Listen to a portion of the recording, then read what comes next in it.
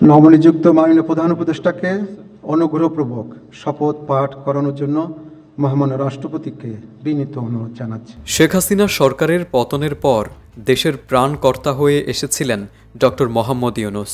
ইতোমধ্যে বেশ কিছু সংস্কার কাজ শেষ করে শুরু করেছেন দ্বিতীয় অধ্যায়। আগামী বছরই অনুষ্ঠিত হবে দেশের ত্রয়োদশ জাতীয় সংসদ নির্বাচন।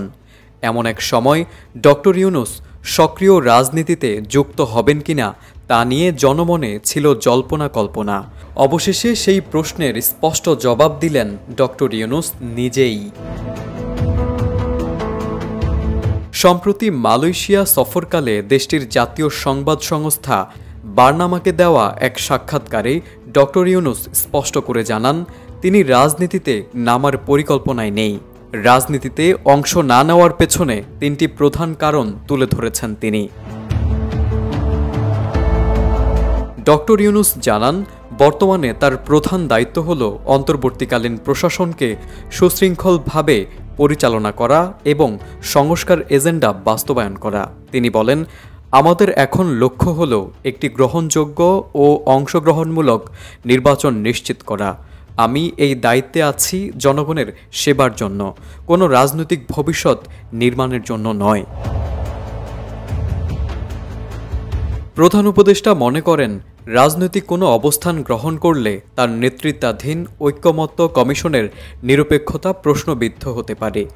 ঐক্যমত্য কমিশনের কাজ হচ্ছে নির্বাচনী ও সাংবিধানিক কাঠামোসহ বিভিন্ন গুরুত্বপূর্ণ বিষয়ে জাতীয় ঐক্য তৈরি করা। তিনি বলেন, এই মুহূর্তে দেশকে ঐক্যবদ্ধ রাখা সবচেয়ে জরুরি। আমি চাই না আমার ব্যক্তিগত কোনো সিদ্ধান্ত সেই প্রক্রিয়াকে ব্যাহত করুক। ডক্টর ইউনূস বলেন, রাজনীতি তার ব্যক্তিগত আগ্রহের জায়গা নয়, বরং তিনি জাতীয় দায়িত্বে নিযুক্ত একজন নিরপেক্ষ ব্যক্তি হিসেবে নিজেকে দেখেন।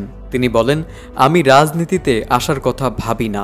আমি এসেছি সংকটকালে দেশের পাশে দাঁড়াতে। কাজ শেষ হলেই আমি বিদায় নেব।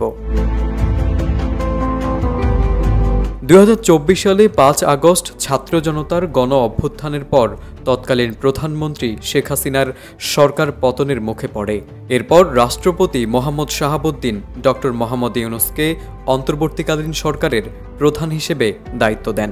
দায়িত্ব নেওয়ার পর থেকেই তিনি বাংলাদেশকে একটি গ্রহণযোগ্য নির্বাচনের পথে নিয়ে যেতে সংস্কারমূলক কার্যক্রম চালিয়ে যাচ্ছেন।